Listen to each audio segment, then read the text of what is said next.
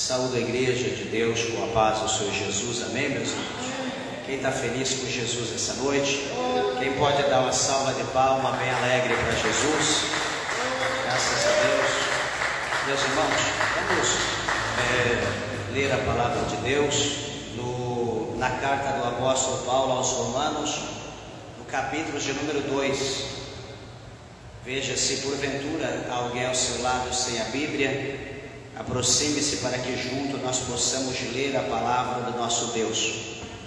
Quero lembrar os irmãos, a igreja que hoje é o 5º dia da campanha do Grande Clamor, onde graças a Deus, Deus ele tem abençoado as nossas vidas com a sua presença, com o seu poder. E daqui a pouco, após a palavra, estarei ungindo os irmãos e estaremos clamando a Deus pela cura, pela libertação, para Jesus repreender as obras das trevas e conceder a vitória total à sua igreja, ao seu povo. Amém, meus irmãos? Romanos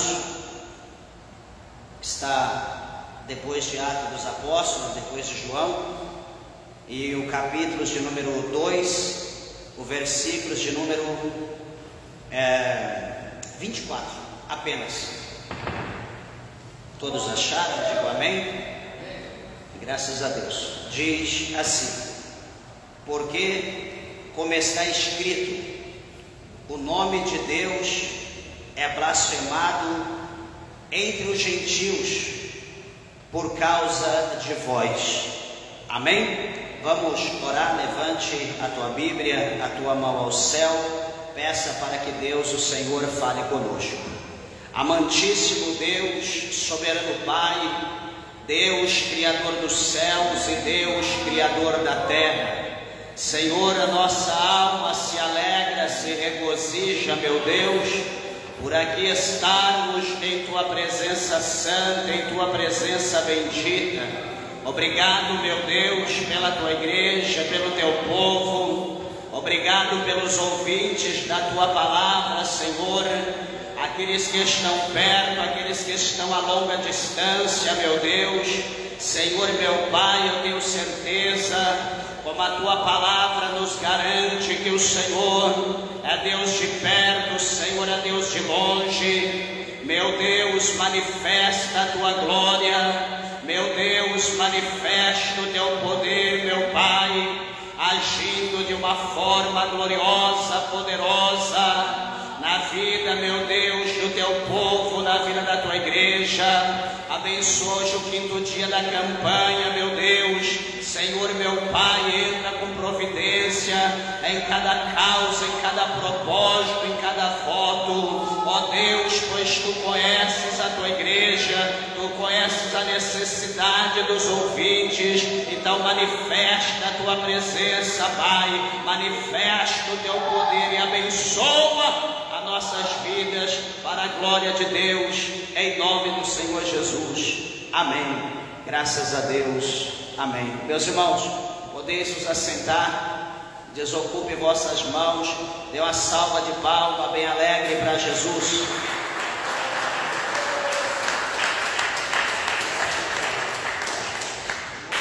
Bendito é o nome do Senhor. Meus irmãos, eu quero rogar, por favor, toda a sua atenção, toda a cooperação na palavra de Deus nessa noite. Por favor, com a atenção dos irmãos. Tenho certeza que o Senhor Jesus, Ele tem uma mensagem, Ele tem uma palavra para a nossa vida, para o nosso coração. E como eu disse aos irmãos, hoje é o 5º dia da campanha do Grande Clamor.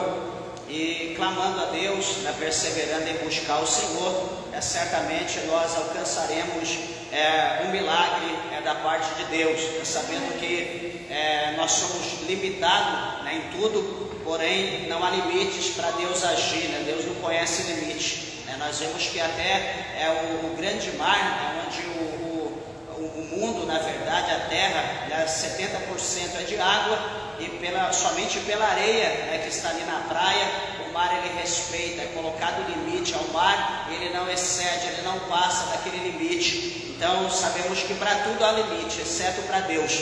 Então fique em paz, confia no Senhor, porque para Deus todas as coisas são possíveis. Eu tenho certeza que Deus ele vai agir de uma forma gloriosa ao nosso favor nessa noite de hoje. Amém, meus irmãos? Graças a Deus, igreja. Aqui o apóstolo Paulo, ele escrevendo aos Romanos, aqui no capítulo 2, nesse texto, aqui no versículo que nós lemos, o apóstolo Paulo ele está falando, quando nós olhamos aqui para esse versículo, chama muito a nossa atenção, né? Ele está dizendo que já estava escrito, né? Ele está dizendo como está escrito, o nome de Deus ele será blasfemado entre vós, né? Pelo gentio por causa de vós. E veja que é interessante quando o apóstolo Paulo ele fala dessa maneira, porque ele está relatando, né, essa escrita aos irmãos que estão em Roma, mesmo que ele não estava lá, mas ele remete essa carta, ele destina a carta aos romanos, e então ele vai orientar, né, o povo de Roma acerca da sua forma, acerca da postura, né, de como eles deveriam servir a Deus aqui na ocasião. Então, e veja, ele está escrevendo aqui para o povo, né, para uma igreja de cristãos, uma igreja, né, judia, e um povo que pregava, né, a palavra de Deus, um povo ali que se gabava, né, porque eles tinham a lei, porque eles conheciam a lei, um povo que se gabava porque eles tinham conhecimento de Deus, eles tinham talvez ali uma presença de Deus muito grande, né, na vida deles. E isso era bom, né? Isso era louvável. Só que uma coisa que é interessante aqui, que esses homens, nessa igreja, aqui na época do apóstolo São Paulo, quando ele escreve isso para nós, tem até mesmo um paralelo, nós vamos ver isso aqui naquele tempo, nos tempos de hoje, que Paulo ele vai dizer aqui para os irmãos, que no versículo 19, por exemplo, dizendo: vocês confiam que és guia dos cegos e luz dos que estão em trevas. Veja que eles estavam se gabando, porque eles caminhavam, os cegos, era o caminho para os cegos, e também de certa forma eles estavam sendo luz para aqueles que estavam em trevas. Ele falando do povo da Bíblia. O versículo 20 ele diz: instrutores de nércios, mestres de crianças, que tens a forma da ciência e da verdade na lei. Tu, pois, que ensinas a outros, por que não ensinas a ti mesmo? Tu que pregas que não deve furtar, por que furtas? Então aqui Paulo ele está deixando claro, está colocando luz aqui para nós, nesse versículo de número 24, né, que nós acabamos de ler, que a situação a qual a igreja de Roma, a qual os irmãos romanos estavam vivendo, era uma situação complexa, era uma situação difícil, porque, meus irmãos, vamos ter em mente, a palavra do Senhor fala para nós, por intermédio do apóstolo Paulo, esse dia nós até pregamos sobre isso. Paulo ele diz que a lei ela é boa, né, para aqueles que são bons, para aqueles que são perfeitos, para aqueles que andam de acordo com ela. Só que ele também diz que a lei ela se torna para uma classe de pessoas ruim, ela se torna má para algumas pessoas que são contra a lei, aqueles que são contra os ensinamentos do Senhor. Então, ou seja, para aqueles que são a favor, aqueles que andam de acordo com a palavra, a lei é boa. Não vemos nada ruim, por exemplo, para nós que somos crentes, para nós que servimos a Deus, que temos a palavra de Deus, que meditamos na palavra de Deus em todo o tempo, nós não vemos dificuldade em cumprir a Bíblia. Até mesmo porque o próprio Cristo ele diz que os mandamentos dele não são pesados. Então, para a igreja de Deus, para o povo que conheceu o Evangelho, para o povo que conheceu Jesus, aceitou Jesus como seu único suficiente Salvador, foi sepultado nas águas do batismo, ressuscitou, agora vive, Estamos vivendo um novo homem, uma nova mulher, vivemos uma nova vida. Estamos vivendo não sobre um jugo do diabo, do pecado, do mundo, mas estamos vivendo sobre o poder pleno da palavra de Deus, por intermédio do Espírito Santo de Deus. E quando nós vivemos essa presença do Espírito Santo de Deus na nossa vida, meus irmãos, nós não estamos presos, nós não dependemos de nada aqui nessa terra. Até interessante ouvirmos, por esses dias agora, ali num pequeno vídeo que a gente recebeu, e ali alguém cantava e dizia que, ali,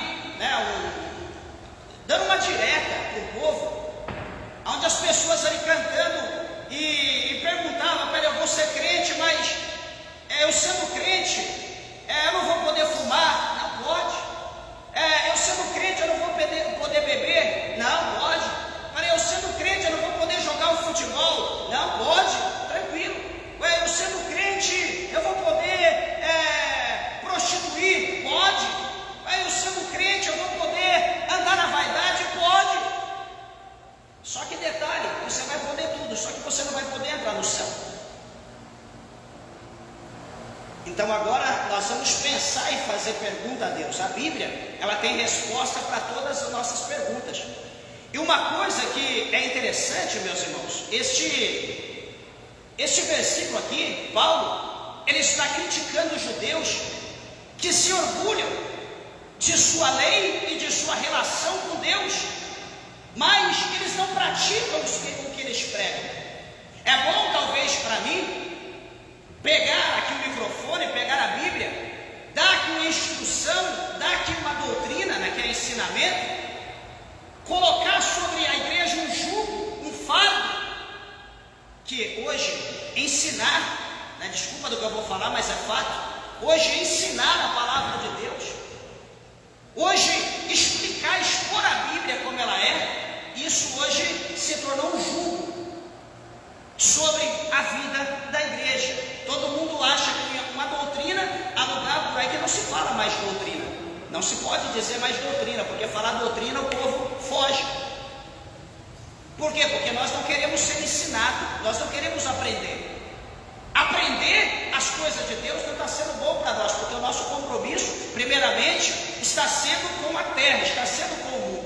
E por que isso aconteceu? Por causa de uma doutrina chamada doutrina da prosperidade, ou teologia da prosperidade, aonde as pessoas vão à igreja não para servir, para adorar a Deus, mas estão indo à igreja unicamente para ser servido, para ser abençoado financeiramente, para serem prósperos nessa terra e não ter desejo algum de passar a eternidade com Deus, porque tudo que ele quer, ele consegue aqui nessa terra, Deus está dando para ele.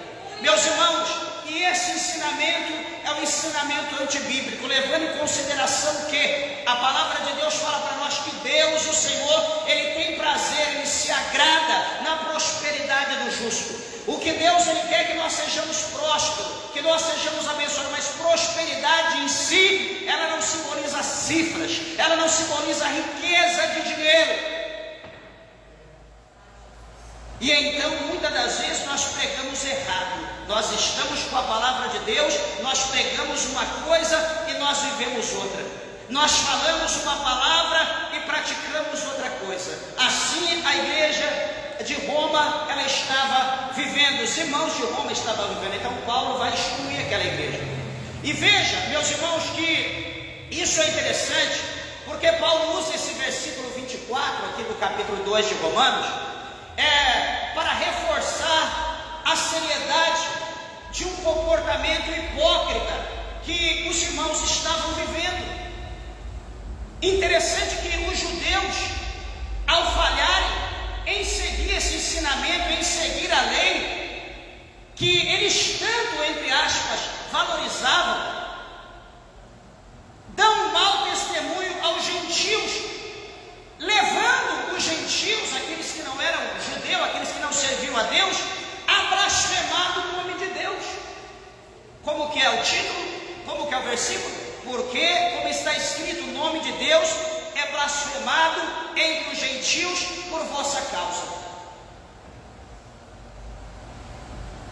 Vamos entender isso. Por exemplo, é fácil nós como crente sair por aí com a nossa Bíblia na mão, andando pela calçada, para a rua, pelo shopping, por um lugar ou outro, aeroporto, e todo mundo olhar e falar: aquele ali é um homem de Deus, aquela ali é uma mulher de Deus.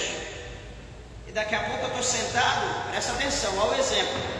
Aí eu estou sentado numa poltrona, estou no aeroporto, suponhamos, estou aguardando o meu voo, e estou ali folheando a Bíblia, meditando alguma coisa, supostamente talvez eu vou levar uma mensagem a algum lugar, e ali eu estou sentado, e estou ali meditando a palavra. Daqui a pouco, suposição, veja como que isso, talvez para alguém pode não querer dizer nada, mas vale porque a gente é crente. Aí eu estou sentado, estou folheando a Bíblia, passa uma senhora, e aquela senhora está com uma roupa que não condiz com o ambiente, com o cenário que está, mas ela está, ela quer chamar atenção, ela quer provocar. Aí eu estou ali sentado com a Bíblia, e daqui a pouco eu ouço aquele salto pequeno, e daqui a pouco eu deixo de olhar para a Bíblia, vou levantando os meus olhos, a minha cabeça, e começo a segui-la. Certamente os olhos das pessoas não irão seguir aquela mulher, irão seguir a mim, porque alguém estava de olho em mim, alguém estava vendo eu folheando a Bíblia, alguém estava vendo eu meditando alguma coisa, e de repente eu levanto minha cabeça, tiro os olhos da palavra e começo a seguir aquela mulher. Para muitos talvez é uma coisa normal, uma pessoa do mundo, não sendo eu, talvez alguém ali, um executivo com uma maleta na mão, ou alguém ali com uma revista, um jornal, lendo, talvez não causaria tanto impacto, mas um crente, um pastor, deixar a Bíblia, a palavra de Deus, para olhar para uma senhora, isso vai causar um escândalo. Alguém vai olhar e vai dizer: e aí, pastor, o que o senhor achou? Enfim, entre outras expressões. É uma coisa simples isso, para se dizer, mas que tem um resultado profundo. Vai blasfemar o nome de Deus, porque diante aqui do meu tórax, eu estou aqui com paletó, estou com a minha camisa, combinação, estou aqui com a minha gravata, mas na frente de tudo isso está aqui o nome de Cristo. Qualquer atitude que eu fizer, que eu provocar, o primeiro que vai ser apedrejado vai ser Jesus. O primeiro que vai receber o nome vai ser ele, não vai ser eu. Os irmãos estão entendendo? Então esse povo aqui, eles estavam vivendo essa situação, eles estavam praticando atos, ações, que quem estava sendo apedrejado era Deus. E meus irmãos, é interessante, eu fiz aqui alguma anotação, porque ultimamente minha cabeça está uma bênção para guardar as coisas. Eu anotei aqui alguma coisa para mim não errar, para passar exato para os irmãos. E eu quero dar aqui alguns exemplos bíblicos e práticos também dos nossos dias, acerca de ações, de atitudes que nós produzimos, que nós praticamos, e que, entre aspas, ou em oculto, o nome do nosso Deus, ele está sendo blasfemado por causa das nossas obras. E a semana passada, aliás, na quarta-feira, nós estávamos falando da palavra de Deus. Eu lembrei, né, falei aqui com os irmãos, lá em Levítico, aonde a palavra de Deus diz para nós que, naquela época da lei, aqueles que provocavam, faziam com que o nome de Deus fosse blasfemado, tanto homem quanto mulher, tanto natural como estrangeiro, eles morriam apedrejados, eles eram sentenciados à morte só por tornar o nome de Deus blasfemado.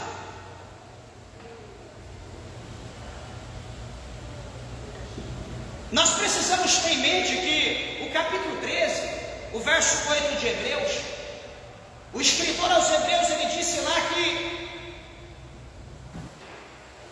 O Senhor Jesus, Ele é o mesmo ontem, Ele é o mesmo hoje e também eternamente. Se naquela época o povo era condenado à morte por blasfemar o nome de Deus,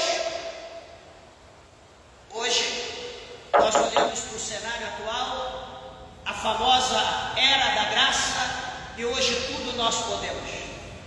Hoje não existe olho por olho, hoje não existe dente por dente. Que bom, graças a Deus, somos privilegiados, sim, entre aspas. Por quê? Porque o povo daquela época, eles já foram julgados. Eles foram julgados e condenados. Por exemplo, vamos lembrar de um homem chamado Acã, lá no capítulo 7 do primeiro, capítulo 7 de Josué, versículo de número 1. Quem não lembra de Acã? Acã, ele desobedece a Deus. Ele pega uma cunha, ele pega uma capa, ele pega ali um saquetel de prata, ele toma posse daquilo, guarda para ele, esconde lá na sua tenda. Deus diz para não pegar nada. Ele desobedece a Deus e pega.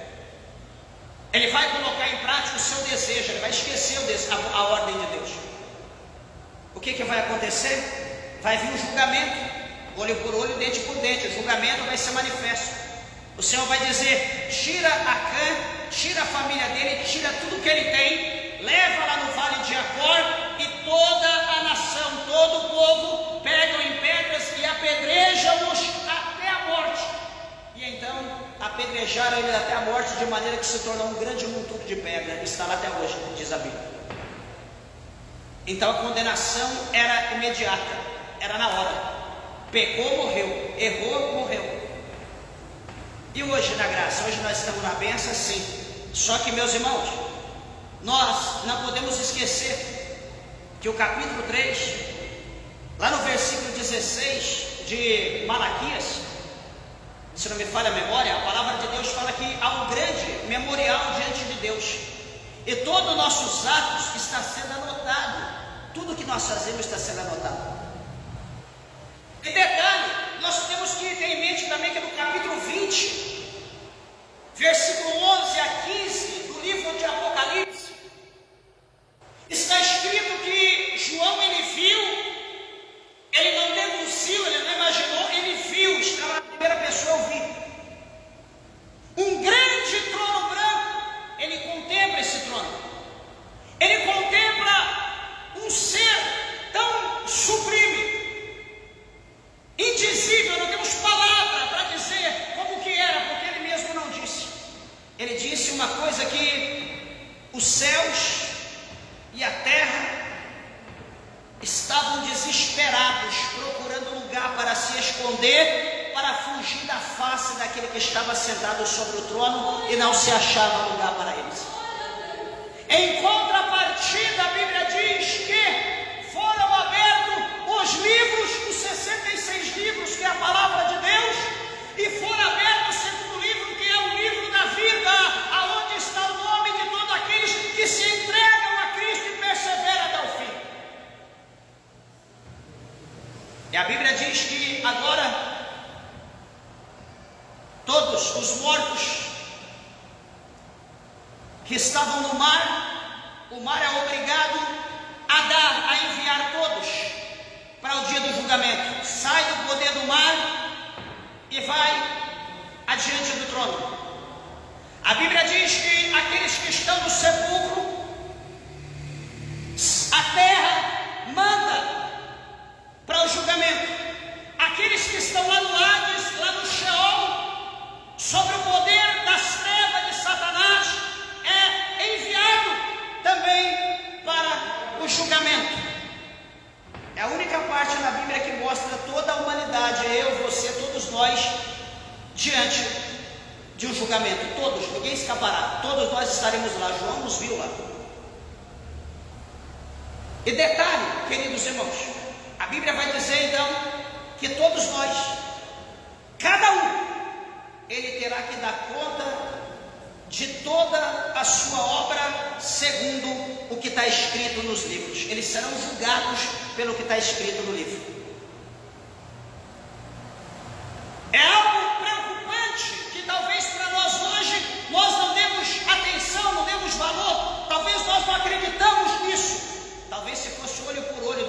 prudente, nós temeríamos mais. Mas isso nós não estamos temendo. Mas detalhe, isso é real, isso vai acontecer em breve, não vai demorar.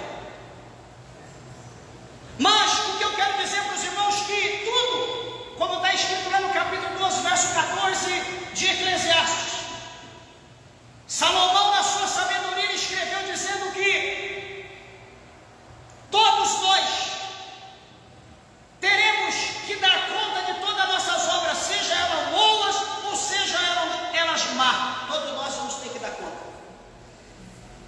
Meus irmãos, por exemplo, nós estamos falando aqui de blasfemar o nome de Deus. A palavra do Senhor fala para nós em 2 Samuel, lá no capítulo 12, verso 14. 2 Samuel 12, 14. A Bíblia fala ali de um casal arrumado. Não é um casal oficial, um casal arrumado, chamado Davi e a sua cônjuge Batseba. 2 Samuel 12, 14. O profeta Natan diz a Davi que por causa do seu pecado, veja bem, deste com este efeito motivo a que blasfemassem os inimigos de Deus. O pecado que Davi cometeu com Batseba, que talvez hoje, no mundo que nós estamos vendo no século XXI, é normal o adultério, é normal a prostituição, a coisa natural. Quem é que não prostitui, quem é que não adultera? Alguém pode pensar dessa forma. Só que por essa ação de Davi com Batseba, Natan estava propondo uma parábola, um julgamento de Deus. Davi foi julgado, foi condenado, e o Senhor diz, olha, no verso 14, a criança que está sendo gerada em Batseba, que seria seu filho, esta criança vai morrer, porque você, por essa atitude, por essa ação, por esse ato, fez com que o meu nome, o meu santo nome, fosse blasfemado. Então a criança vai morrer. Que Deus mau! A criança, meus irmãos, que pecado tem uma criança? Uma criança pura, santa. Ela nem veio ao mundo, ela ia nascer, o Senhor ia tomar para si. A criança, talvez, olhando para a Bíblia, a consequência seria maior, a morte de Davi e de Batseba, do que a morte da criança. O Senhor quis mostrar com essa atitude que aquela ação de Davi com Batseba era algo que estava ofendendo a santidade de Deus, porque Davi, ele era um homem segundo o coração de Deus, a presença de Deus estava em Davi, o Espírito Santo estava nele. Não é, pastor, o Espírito Santo estava em Davi? Estava. Salmo 51, quando ele está se humilhando na presença de Deus, o que ele diz lá em um dos seus versículos? Ele diz, para os irmãos entenderem, ele diz, olha, Senhor, pode tirar tudo que eu tenho, tira o meu reino, tira a minha glória, tira a minha coroa, tira a minha riqueza, tira meus filhos, tira o meu harém, Senhor, tira todo o meu poder, tira o exército, tira o do trono. E ele diz na palavra, só não retires de mim o teu Espírito Santo. O Espírito Santo estava nele. Então aquele ato ofendeu direto a Deus, e Deus agora vai punir. Deus não permite, Deus não aceita, não bate palma.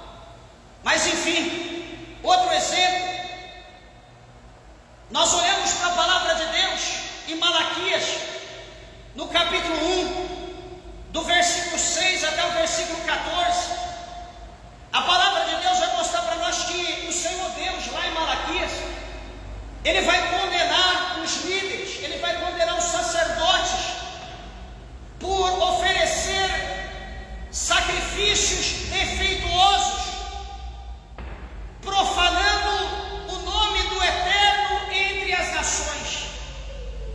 Eles vão oferecer a Deus tudo o que era imundo, eles vão oferecer a Deus o que é coxo, eles vão oferecer a Deus o que é cego, eles vão oferecer a Deus o que é doente. Está lá, capítulo 1, do verso 6 ao verso 14 de Malaquias. Só que o Senhor diz que, lá no verso 14, Ele diz que isso não ia ser tolerado, porque o nome dele é um grande nome, conhecido sobre toda a terra, sobre todo o mundo, sobre toda a humanidade. Deus, Ele não iria permitir, Deus iria cobrar. Então, queridos e amados irmãos, Deus, Ele não perdoa, ou melhor, Ele pode perdoar, só que a consequência dos nossos atos vai seguir por nós. Davi, ele cometeu o que cometeu, de certa forma, o Senhor o perdoou, só que a consequência do seu pecado, ele teve que arrastar, levar até o túmulo, que foi um vento, foi um processo que passou na sua casa, na sua família. Filho se relacionando com a própria irmã, outro filho matando outro filho, se levantando contra o pai, e foi um inferno o resto da vida de Davi, até a sua morte. A gente pode olhar para nós hoje nós estamos pagando alguma coisa que fizemos hoje, e isso dói, e é louvável quando nós reconhecemos que nós pecamos e nos humilhamos. Só que quando nós não reconhecemos que nós erramos, eu pequei ontem, eu continuo pecando hoje, eu pequei hoje, continuarei pecando amanhã, pequei amanhã, pecarei supostamente nos outros dias, na próxima semana, nos próximos meses. Tem gente que programa já o seu pecado para o próximo ano, para o Réveillon, para o Natal, para o Carnaval, já está tudo agendado. Só que tudo que fazemos, nós pecamos. Eu estou falando de crente, que levamos o nome de Deus, e isso, o nome do Senhor, é blasfemado. Quantas coisas nós ouvimos por aí, eu já vi, já ouvi, a gente conversa com muita gente, às vezes até comento com a minha esposa, palavras, por exemplo, que fala de irmãs, de pessoas, de mulheres, até mesmo homem, mas mais de mulher. Aquela irmã é fogo puro. Mas quando nós vamos olhar o sentido da palavra, não é porque é uma pessoa que jejuma que ora, é por causa da sua carnalidade, é por causa do mau testemunho. E o nome do Senhor que é blasfemado por causa dessa atitude. Nós temos que nos conter, nós temos que colocar um freio nas nossas obras. Uma coisa interessante é que os cristãos, como cristãos, nós devemos viver de maneira sempre íntegra, alinhando nossas ações com as nossas palavras e também com a nossa crença, que é em Jesus, que é em Deus, que é no Espírito Santo, para que sejamos bons representantes dos céus, representantes de Deus aqui na terra ou aonde nós formos. Nossas ações públicas devem refletir a santidade de Deus. Todas as nossas ações públicas, ou seja, entre o povo onde nós estivermos, a santidade de Deus precisa ser refletida nas nossas vidas. Não podemos ser um crente contendeiro, não podemos ser um crente iracundo, não podemos ser um crente ingrato, um profano, um caluniador, um linguarudo. Tudo isso defama a santidade de Deus. Alguém está falando alguma coisa, em vez de nós pacificarmos, nós vamos lá e colocamos lenha na fogueira. Cada vez mais o nome de Deus, ele se torna blasfemado. Nós precisamos evitar hipocrisias que possa levar outros a desacreditar e de falar, pronunciar palavras maldosas contra o nosso Deus. Eu falo que os irmãos sempre tenho falado. Hoje nós olhamos para a rede social e se nós não formos crentes, nós caímos. É tanta profanação, é tanto mau exemplo, é tanto mau testemunho que está se dando hoje, que nós precisamos orar muito, porque essas coisas vai nos influenciando e nós vamos acostumando, nós vamos achando que é normal, que é comum, que isso é hábitos de seres humanos, é coisas normais, e daqui a pouco nós estamos praticando as mesmas coisas. Nós temos que ter cuidado com isso, fugir dessas coisas, porque isso não convém para nós. Outra situação, eu quero mostrar aos irmãos como que bons comportamentos, como que boas ações dos crentes, ela também consegue impactar, né, a percepção, o olhar de Deus, o sentimento de Deus acerca de nós e acerca de outras pessoas. O nosso bom comportamento, o nosso bom exemplo chama a atenção de Deus e de outras pessoas. E a primeira coisa que a pessoa vai dizer: você é crente de que igreja? Ela nem vai perguntar que você é crente, ela vai falar de que igreja que você é crente, aonde você congrega. Ela não vai perguntar, porque ela está vendo o seu testemunho, a sua ação está convencendo, já convenceu ela que você é um homem ou uma mulher de Deus. Por exemplo, atos de caridades e serviços prestados. Muitos cristãos, por exemplo, participam de programas de caridade, como distribuir alimentos, roupas e oferecer apoio a pessoas em situações de vulnerabilidade. Tem muitos que fazem isso.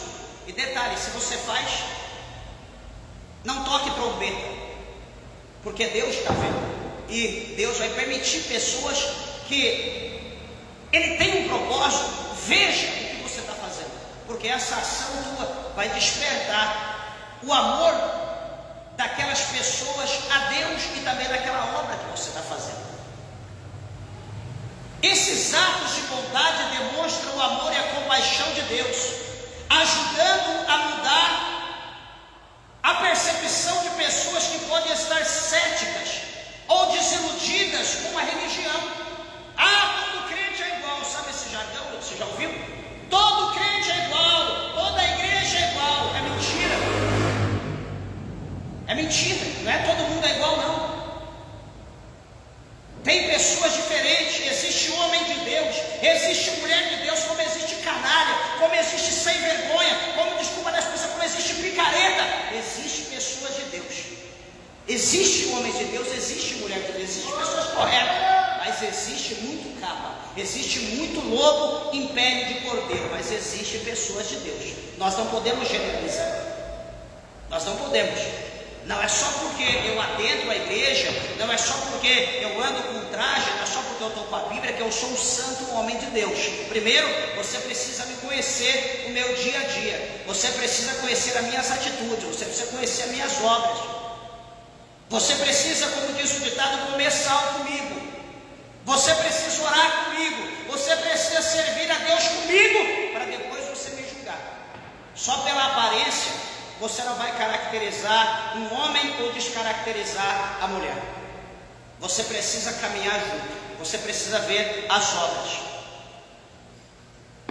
E detalhe, meus irmãos, quando as pessoas veem crentes agindo de forma altruísta, isto pode inspirar respeito e curiosidade nas pessoas sobre a nossa fé e desejarem conhecer a pessoa bendita do nosso Deus, conhecer a nossa igreja, conhecer o povo que nós congregamos, o ambiente que nós frequentamos. Então essas atitudes boas despertam atenção nas pessoas.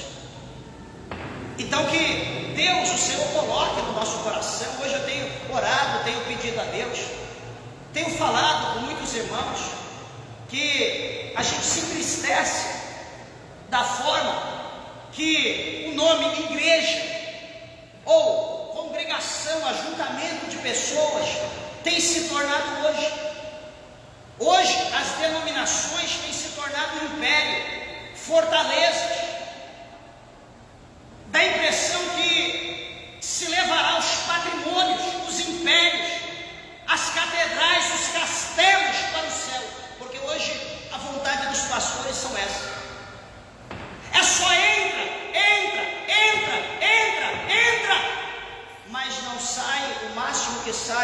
é um copo com água e utilizar o banheiro da igreja e só. Não sai uma cesta básica. Quando vai ajudar alguém numa missão, é um mísero salário mínimo, sem nenhum centavo a mais, sem nenhum a menos, como se estivesse enriquecendo o missionário, ou o pastor, ou quem está na missão. Alguém está precisando de uma cesta básica, não tem condição para estender a mão. Nós vamos fazer um evento na igreja, presta atenção, a igreja tem que se virar no avesso, tem que se rasgar, para vender, para comprar, para fazer isso, para pagar charlatões que prega 10, 15, 20 minutos, ganha horrores de dinheiro e some, não tem compromisso com a igreja, com ninguém. O que a igreja está ganhando?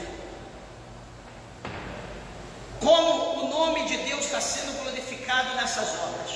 Quantas almas estão se rendendo à presença de Deus? Quantas pessoas estão aceitando Jesus com as nossas festas evangélicas espirituais, entre aspas, porque alguém está se beneficiando e beneficiando muito, enquanto os outros estão se acabando, trabalhando, desesperado. Não vou servir mais a Deus, estou cansado, chega, tudo nas minhas costas, não tem retorno, é o último congresso, é o último evento que eu estou participando. Será que é isso que Deus quer?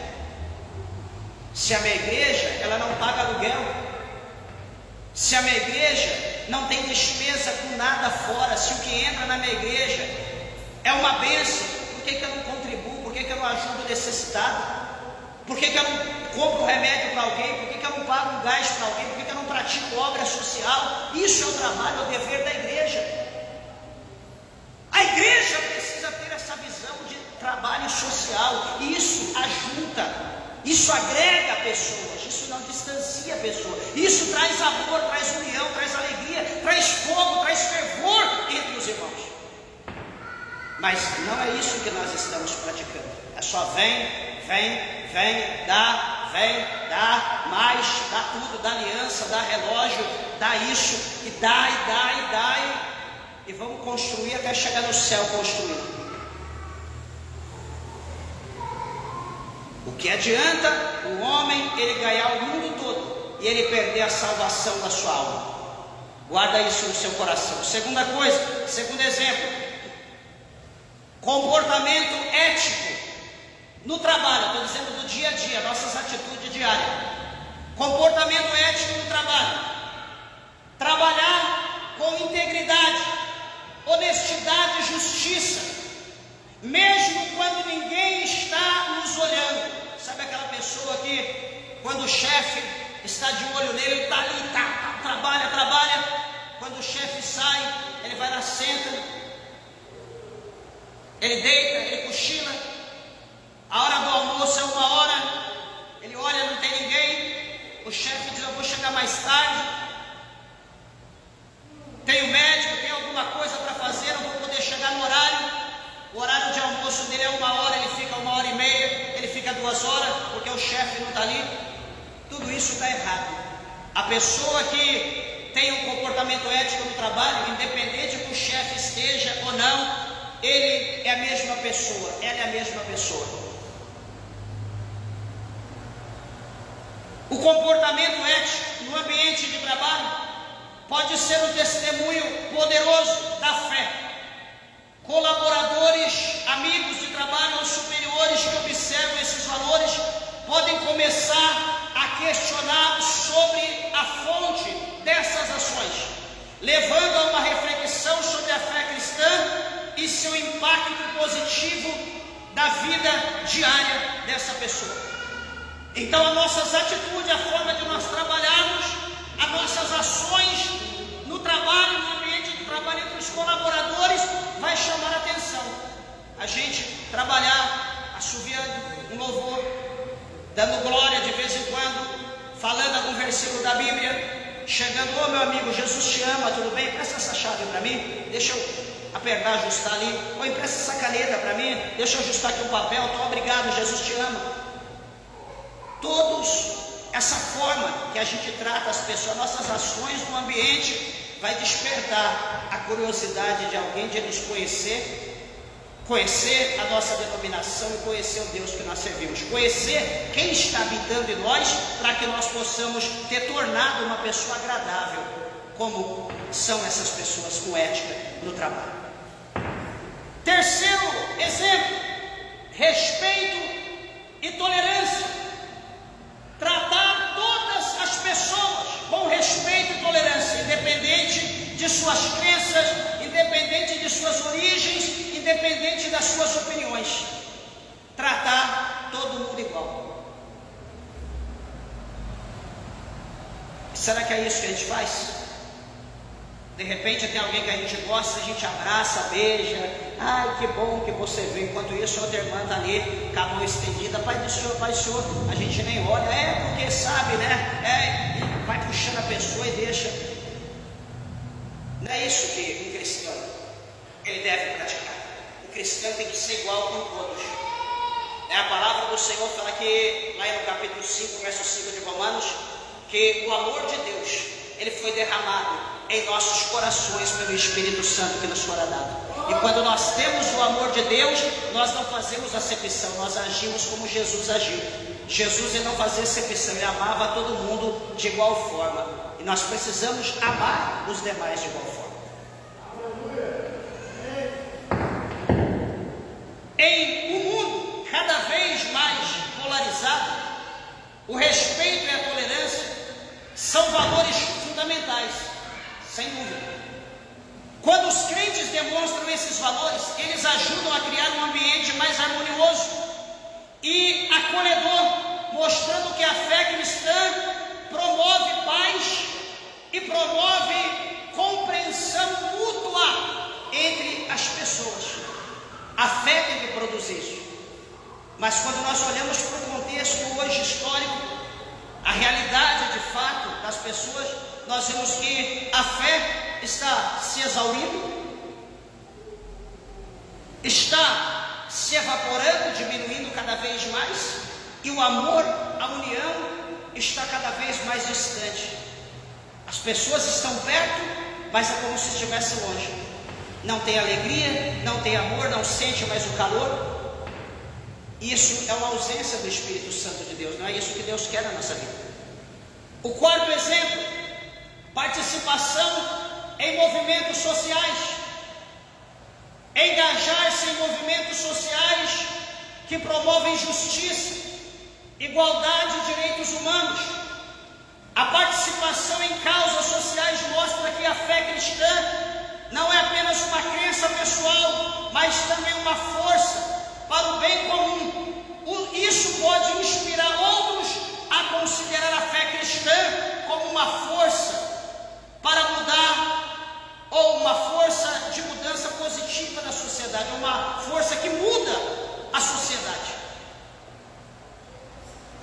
Se você tiver condição de estender as mãos, de fazer obra social, faça. Estenda a tua mão. Saiba que quanto mais nós damos, até falei na sexta-feira, na quarta-feira, que quando nós temos sementes na nossa mão, se nós guardarmos, elas vão apodrecer, elas vão evaporar, mas se nós pegamos aquela semente e a gente entrega uma para cada um, diz, plante, cuide dela, e ali 20 sementes que foram distribuídas, aquela semente plantada, regada, adubada, ali limpa, cuidado, ela vai crescer numa grande árvore, ela vai dar muitas folhas, ela vai florir no tempo determinado, ela vai produzir muitos frutos. E então aquela pessoa, por gratidão por ter recebido aquela semente, ela vai dizer, ela não vai te dar, devolver o mano com a fruta, ela vai dizer, fica à vontade, pode colher, pegue qual você quiser, escolha o tanto que você quiser. Então quando nós compartilhamos, o que vem depois, o retorno que vem é em abundância. Nós não temos como calcular, como prever a quantidade que vai vir. Mas se nós guardarmos, nós estamos correndo um grande risco de até aquilo que a gente ter, a gente perder, a gente ficar sem. Coloque isso na mente. Outro ponto,